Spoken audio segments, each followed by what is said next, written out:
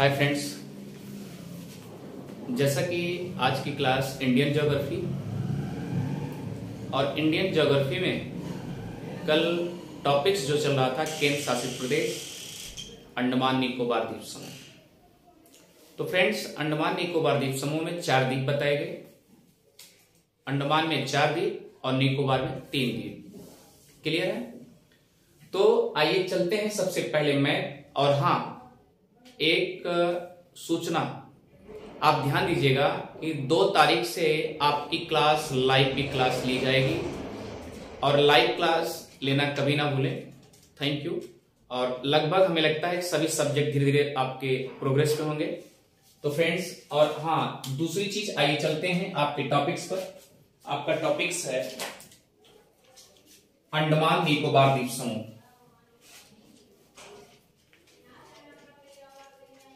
अंडमान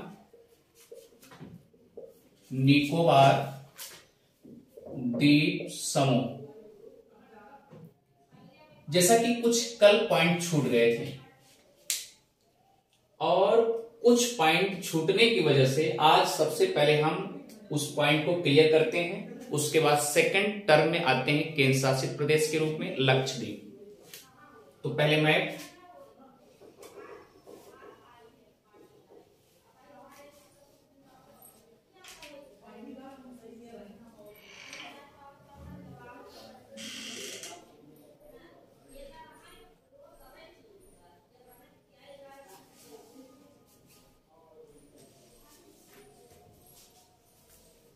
ये फ्रेंड्स आपका मैप है। जैसा कि मैंने बताया था कि यहां पर ये हिमालय है। Clear friends? ये हिमालय है और इस पर्वत को म्यांमार में अराकान योमा पर्वत कहते हैं। तो फ्रेंड्स याद रखिए, इसी पर्वत का नाम किसी किसी किताब में लखाइन कहा जाता है और किसी किसी किताब में रखाइन पर्वत कहा जाता है।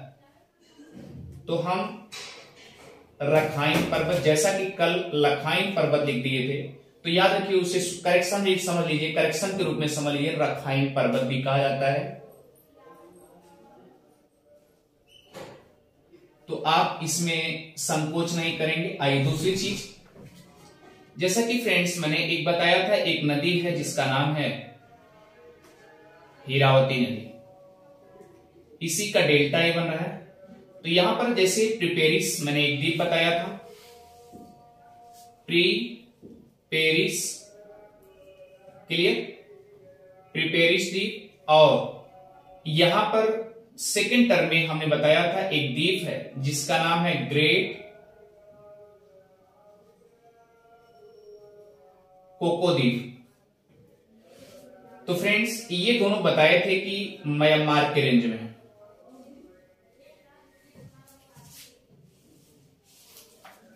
म्यांमार के रेंज में आप नोट करते जाइएगा। क्लियर? ये बात तो अच्छे से समझ में आ रही होगी। तो फ्रेंड्स आइए चलते हैं।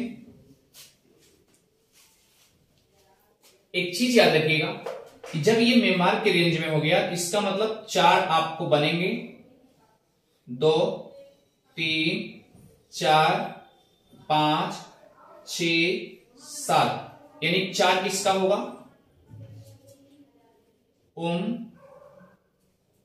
उमदल। कल ट्रिक बताया गया था उमदल, यानी क्या बताया गया था? उत्तरी अंडमान। और इसी बताया गया था दक्षिणी अंडमान, सॉरी मध्य अंडमान, इसको बताया गया था दक्षिणी अंडमान, और इसको बताया गया था लिटिल अंडमान। क्लियर? ये फ्रेंड्स अब याद रखिएगा इन दोनों के बीच में एक, जैसा कि कल की क्लास में बताया गया था, 10 डिग्री चैनल है। क्योंकि आप यह नजर लगाइए जैसे कि ये 8.4 मिनट यहीं से भारत का तटीय स्टार्ट हो जाता है, तो इसका मतलब ऊपर ही होगा ना, तो 10 डिग्री चैनल ये है। तो याद रखिएगा अब ये क्या हो जाएगा, इसका ट्रिक क्या बताया गया, का ली गर, क्लियर। तो का से कार निकोबार, कार निकोबार, और इसको बताया गया था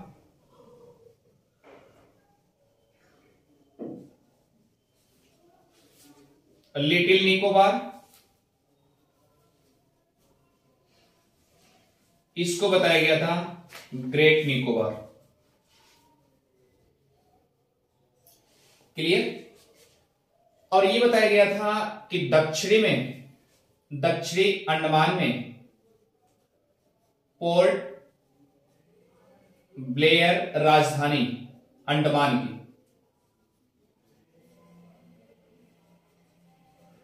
अवस्थित है, और याद रखिए पोर्ट ब्लेयर राजधानी पर उतरने से पहले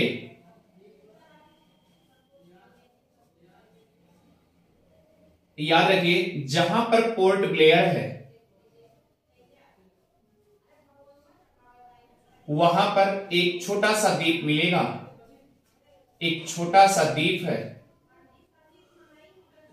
उस द्वीप का नाम है वाइपर द्वीप।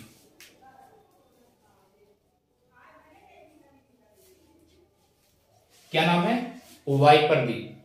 तो फ्रेंड्स इतनी बात तो समझ में आ गई कि वाइपर द्वीप कहां है, दक्षिणी अंडमान के पास में।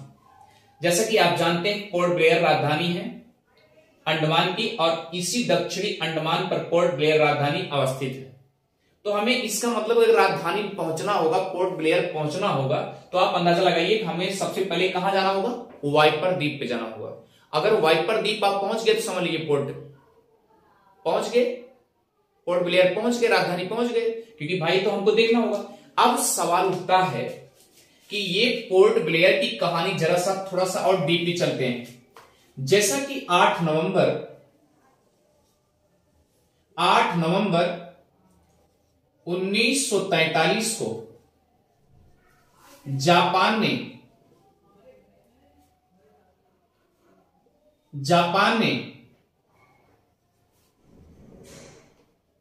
सुभाष चंद्र बोस को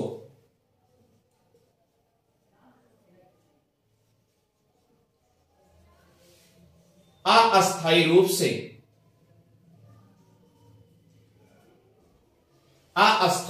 से अंडमान को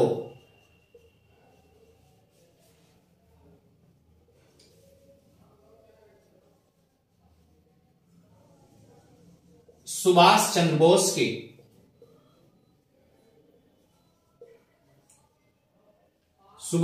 बोस के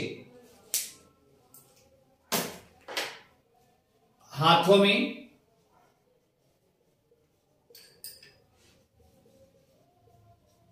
सौंप दिया गया था।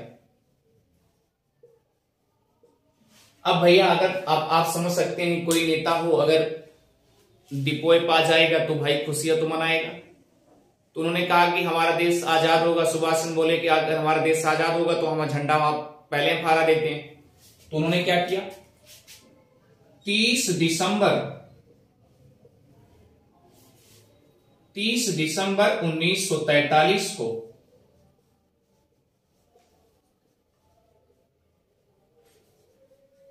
सुभाष चंद्र बोस पोर्ट ब्लेयर राजधानी, इसका मतलब सबसे पहले वाइपर द्वीप उतरे होंगे। पोर्ट ब्लेयर यहां लिख दे रहे हैं, वाइपर द्वीप पर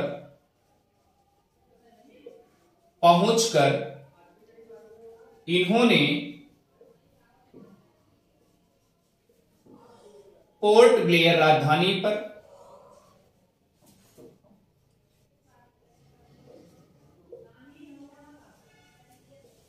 सबसे पहले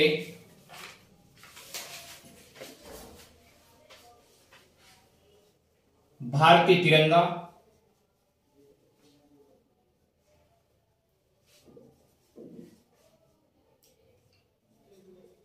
फहराए थे। कौन? सुभाष चंद्र बोस।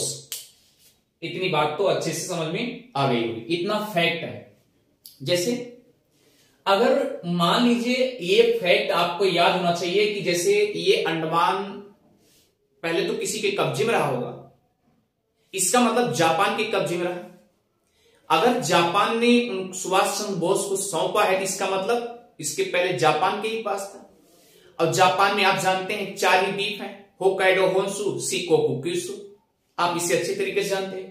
तो 4 द्वीप, अब चारों द्वीप मिल करके समझौता करके ये अंडमान को सुभाष चंद्र के बोस पे क्या किए होंगे? सौंप दिए होंगे। भैया ठीक है, कोई बात नहीं, सुभाष चंद्र बोस ही ले जाए।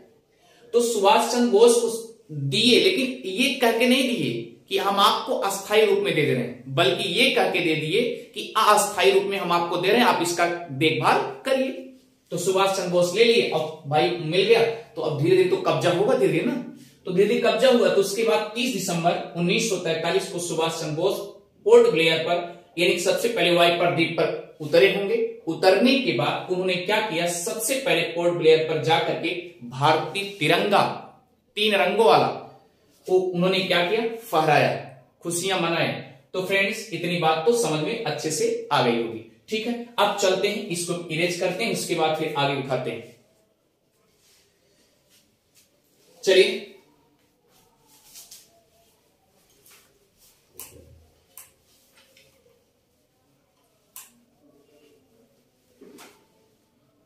फ्रेंड्स, एक चीज यहां जानते हैं, यहां पर एक छोटा सा द्वीप है जिसका नाम है लैंडफॉल द्वीप।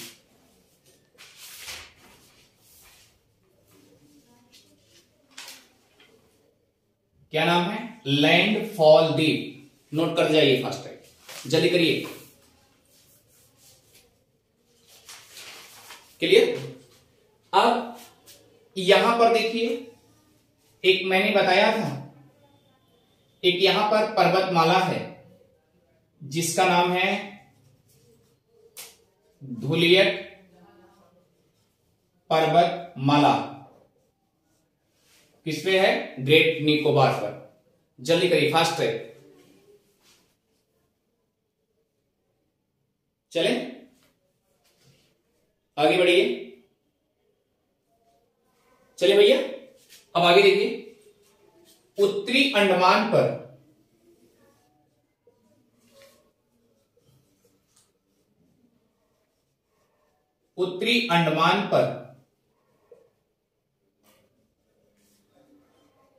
अंडमान निकोबार, अंडमान की सर्वोच्च चोटी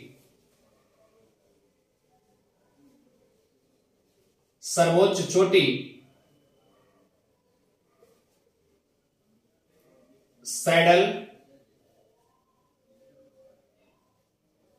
चोटी। ये सैडल चोटी कहां पे है? उत्तरी अंडमान पे। तो फ्रेंड्स मुझे लगता है कि आपको अच्छे से समझ में आ रहा होगा। चलिए और आगे एक कदम इसे इरेज करते हैं।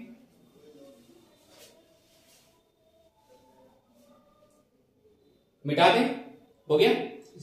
आगे देखिए, अब हम धीरे से एक कदम बढ़ते हैं दूसरे केंद्र शासित प्रदेश की तरफ।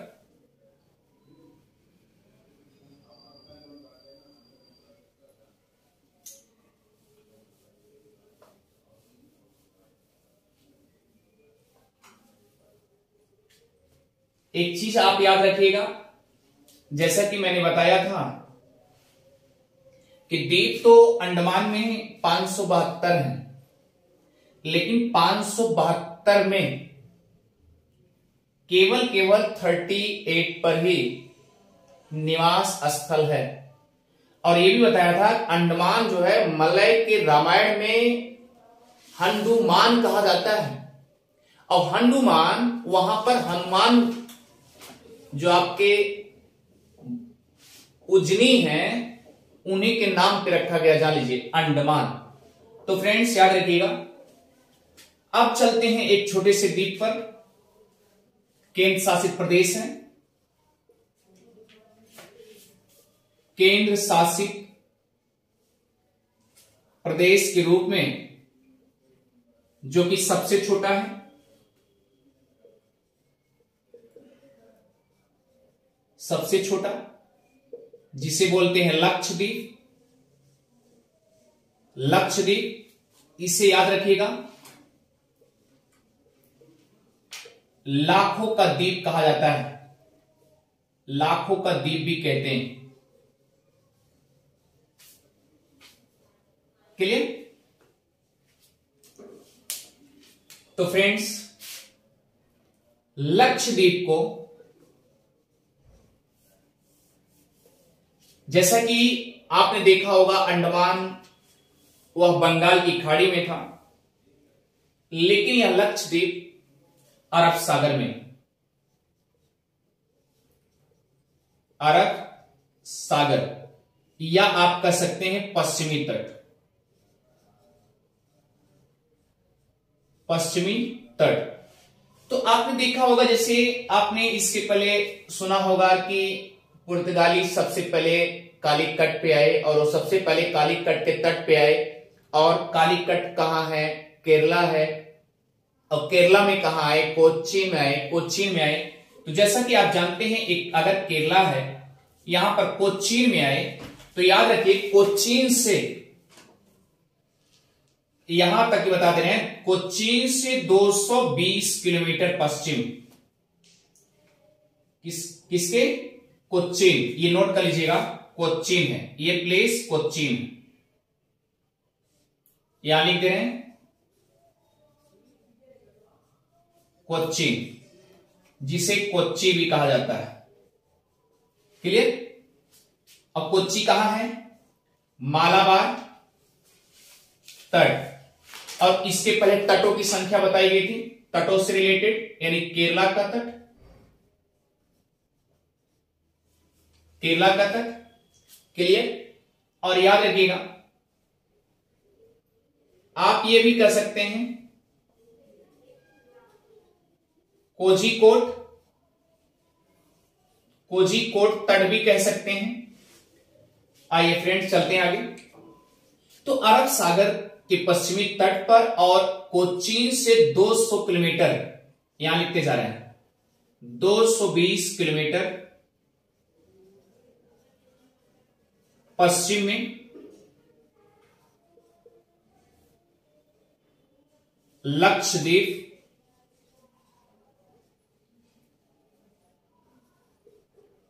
केंद्र शासित प्रदेश अवस्थित है।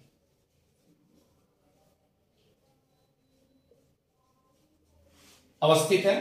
तो फ्रेंड्स आगे बढ़ते हैं।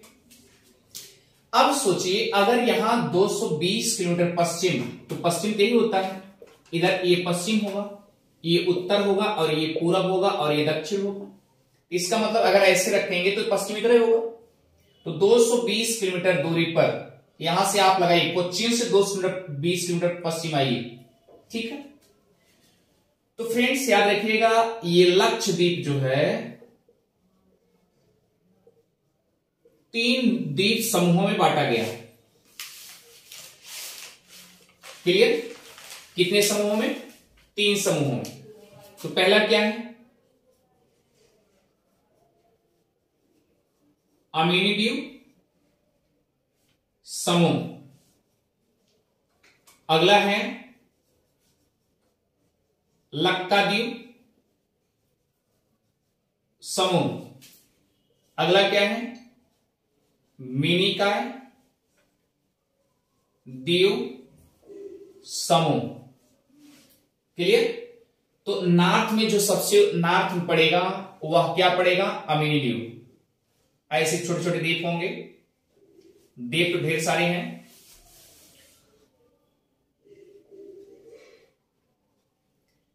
याद रखिएगा। फिर उसके बाद फ्रेंड आइए, ऐसे द्वीप मिलेंगे छोटे छोटे द्वीप, फिर उसके बाद एक बड़ा सा मिलेगा यहां पे। क्लियर? तो इसी को कहते हैं, नोट कर लीजिए, एक तीसरा वाला है मिनिकॉय द्वीप।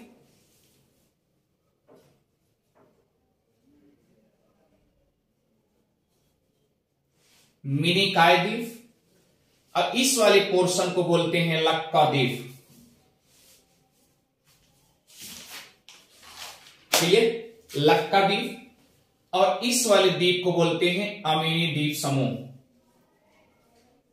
अमीनी द्वीप समूह, क्योंकि कई समूह है ना, अमीनी द्वीप समूह। क्लियर? और देखिए, इसको बोलेंगे लक्का द्वीप समूह। क्लियर? तो फ्रेंड्स याद रखिएगा, अगर हकीकत देखा जाए तो ये है, यही वाला है अमीनी, इसी को अमीनी द्वीप कहते हैं, क्योंकि बड़ा है। अब भैया सबको लेके साथ चल रहा है, ये बात तो समझ आ गई। एक चीज बताइए, अगर ये रेफरेंस लिया जाए, ये वाला डिग्री जो गई है, ये 8 डिग्री 4 मिनट है। क्लियर है? भारत का तटीय है, तो इसका मतलब ये बीच में जो डिग्री होंगी मिनिकॉय के बीच में, तो कितनी डिग्री होगी? 8 होगी। तो याद रखिए फ्रेंड्स, ये 8 डिग्री चैनल, 8 डिग्री चैनल। अब इसके ऊपर जाएंगे तो 9 मिलेगा। इसका मतलब क्या होगा? यहां पर ये वाला चैनल, तो यहां पर ये वाला चैनल क्या होगा? 9 डिग्री चैनल।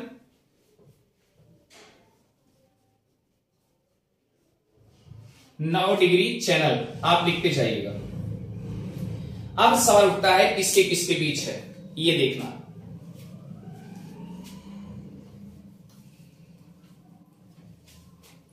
इसे मिटा दे रहे हैं, इरेज कर दे रहे हैं।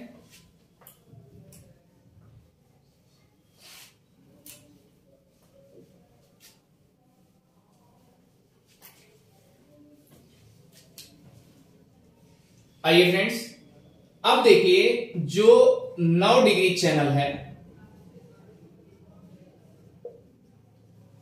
किसके किसके बीच है? अमीनी द्वीप, अमीनी द्वीप समूह, समूह लिखेंगे। और किसके किसके बीच? लक्का द्वीप समूह।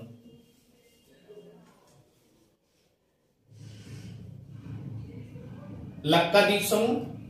अगर आपसे 8 डिग्री पूछ लिया जाए,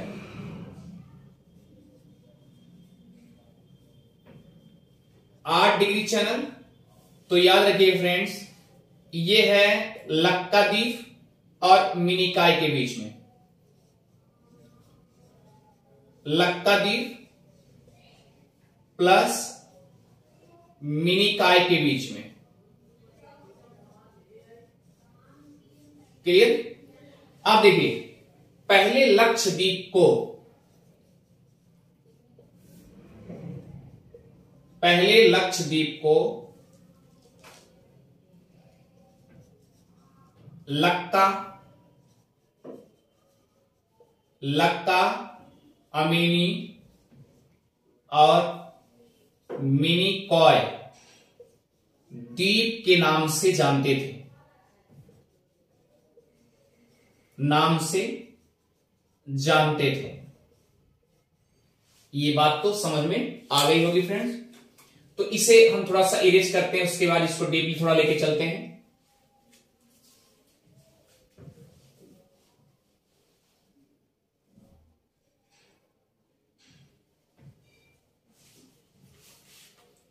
चले फ्रेंड्स, तो अब देखिए,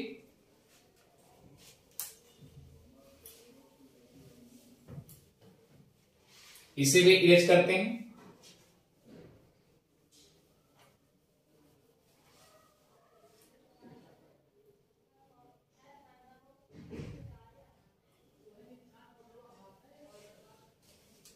फ्रेंड्स, ये लक्का द्वीप में आएंगे। लक्का द्वीप में आगाती एयरपोर्ट है, अर्थात ये द्वीप जो है एयरपोर्ट है। यानी कि आपको लक्षद्वीप अगर जाना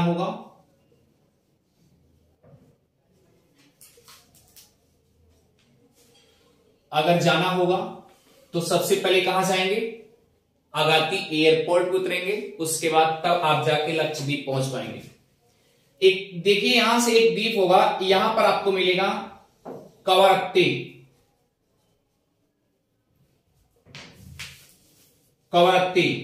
तो यह कवरत्ती जो है लक्षद्वीप की राजधानी है। क्लियर? और अगर देखा जाए तो लक्षद्वीप में 36 लगभग द्वीप हैं। कितने द्वीप हैं? 36, जिसमें 12 पर कुछ जनसंख्या रहती है, बाकी सभी निर्जन। क्लियर? तो फ्रेंड्स ये लगभग आपको अच्छे से समझ में आ गया होगा। कवरत्ती कहां है? लक्काद्वीप पे है, लक्काद्वीप समूह में है, और अमीनी द्वीप समूह तो ये है। और इसके पहले मैंने बताया कि ये जो है अगाती है एयरपोर्ट, यानी वहां पर पहुंचने से पहले हमको अगाती एयरपोर्ट पे उतरना पड़ेगा। तो आगे बढ़ते हैं। अब सवाल उठता है कि लक्षद्वीप की थोड़ा सा कहानी देख लीजिए।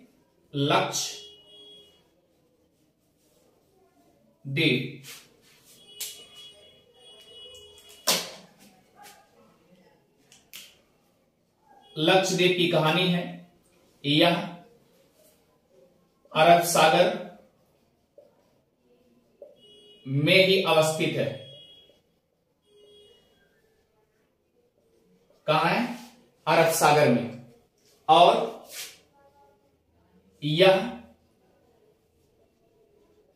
कोरल, चाहे कोरल कहिए चाहे प्रवाल मिट्टी कहिए, यह कोरल या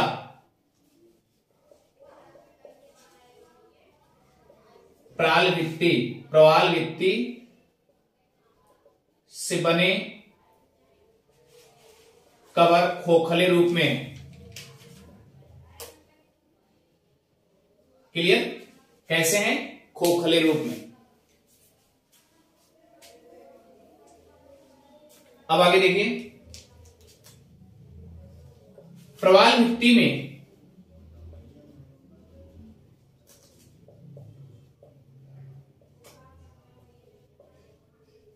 कैल्शियम की मात्रा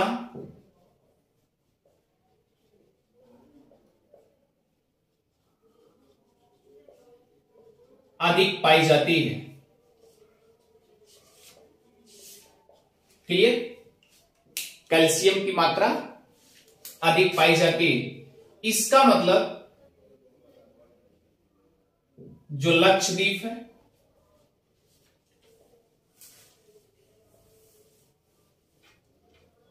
कैल्शियम कार्बोनेट की मात्रा अधिक पाई जाती होगी।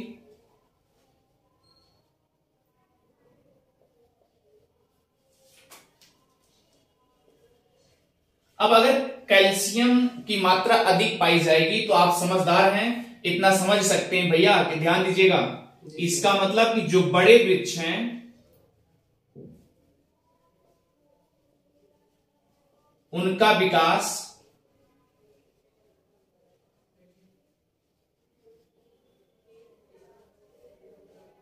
नहीं हो पाता, क्योंकि अगर कैल्शियम कार्बोनेट अधिक पाए जाएंगे तो प्रवाल भित्ति अधिक बनेगी। इसका मतलब वृक्ष का उगना मुश्किल होगा, छोटे छोटे वृक्ष पाए जाएंगे। जैसे मान लीजिए इधर देखिए, ये एक द्वीप है। क्लियर? इधर देखिए एक द्वीप है, और ये द्वीप के अगर ऐसे बगल क्या होंगे? प्रवाल भित्तियां या कोरल पाए जाएंगे। जैसे कोरल ऐसे समझिए कैल्शियम तो बना होता ही है, लेकिन एक चीज ध्यान दीजिए कि उसमें अस्थिपंजरों का संगठन होता है, यानी लास्ट में वो जम जाते हैं पूरा खोखले। जैसे मान लीजिए सपोज दैट कोई पदार्थ ऐसा है, आया, उसके बाद किसी के ऊपर लेयर ऐसे चपक गया, क्लियर, चिपक गए। तो लास्ट में ऐसा भी तो हो सकता है ये सूखने के बाद अगर पानी जलस्तर नीचे चला गया तो ये क्या होगा, एक पपड़ी जैसी बन जाएगी, नहीं बनेगी। तो इसका मतलब अस्पंजर भी इस तरीके से यहां जम जाता होगा, एक खोखला जैसा बन जाता होगा। तो उसी दौरान कैल्शियम कार्बोनेट से बने हुए उसको क्या बोलते हैं, याद रखिएगा, कोरल या प्रवाल भित्ति बोलते हैं। प्रवाल भित्ति बोलते हैं। तो ये फ्रेंड्स आपको अच्छे से समझ में आ गया होगा, कोरल या प्रवाल भित्ति। तो याद रखिए। और दूसरा कंडीशन क्या है, ये जो तीनों हैं ध्यान दीजिएगा, अमीनी द्वीप समूह, लक्का द्वीप समूह और मिनिकॉय द्वीप समूह, ये लक्षद्वीप टोटल का तीनों लक्षद्वीप कहलाते हैं।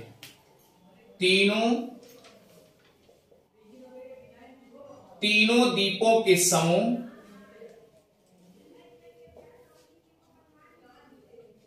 लक्षद्वीप कहलाते हैं। अगर ये लक्षद्वीप कहलाते हैं तो इसके दक्षिण में आप जाएंगे तो यहां पर आपको मिलेगा एक नया देश। ये नया देश है जिसे बोलते हैं मालदीव। क्या बोलते हैं, मालदीव। तो फ्रेंड्स इसे भी देखिए, जब हमने आपको उपमहाद्वीप की संज्ञा दिया था तो उसमें बताए थे ना, कुछ लोग मालदीव, यहां तक बताए थे मालदीव भी किसके कस्टडी में आ जाता है, उपमहाद्वीप के कस्टडी में आ जाता है। तो याद रखिए, कहने का मतलब ये है कि मालदीव अलग देश है और ये अमीनी द्वीप समूह, लक्का द्वीप समूह और मिनिकॉय द्वीप समूह ये भारत के रेफरेंस में है, यानी भारत से संदर्भ में आते हैं, भारत के क्षेत्र में आते हैं। बाकी ये अलग देश है, कौन, मालदीव। और दूसरा कंडीशन क्या है, दूसरा कंडीशन ये है कि मान लीजिए ये तीनों द्वीप हैं, क्लियर है, इस पे इन्होंने क्या किया, कवरत्ती पर और ये क्या नाम है, अगाती एयरपोर्ट पे मान लीजिए उतरे तो यहां पे जाना होगा। और सपोज दैट ये तीनों चैनल पार दोनों चैनल पार करने के बाद आगे निकलना होगा, तभी तो जा पाएंगे, क्लियर है।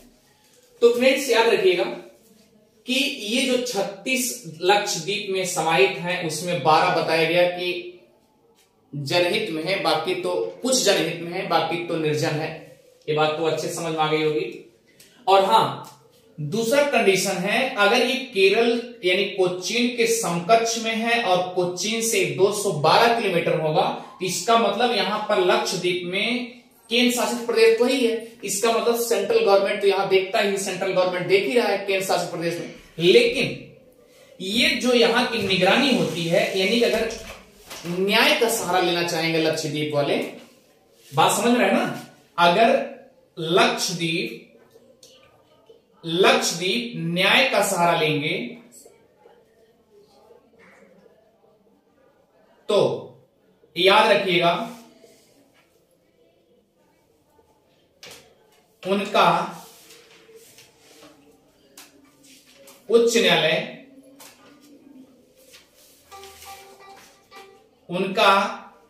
न्यायालय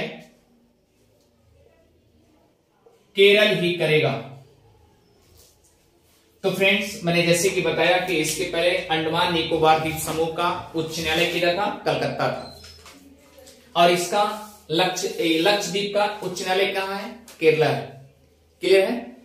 तो भैया एक चीज आप समझिएगा कि यह केरल जो ये लक्षद्वीप है, ये 220 किलोमीटर कोचीन से 220 किलोमीटर पश्चिम में अवस्थित है। तो फ्रेंड्स आपको अच्छे से समझ में आ रहा होगा।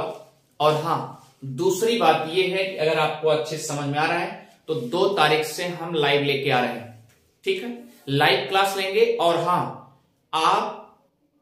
हम चाहते हैं कि जो फैक्ट टू फैक्ट, जैसे वनडे एग्जाम के लिए हम आपको एक क्लास लेंगे वनडे एग्जाम के लिए स्पेशल, और एक क्लास लेंगे यूपीएससी और स्टेट पीसीएस के लिए, ठीक है।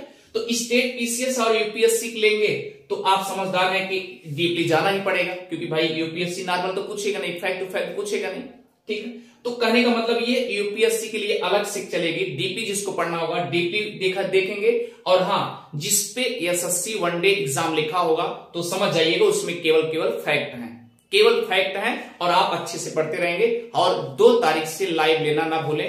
Thank you friends. और आपको समझ में आ रहा है तो उदय जीएस रिसर्च सेंटर को सब्सक्राइब करना और शेयर करना भी ना भूलें। Thank you.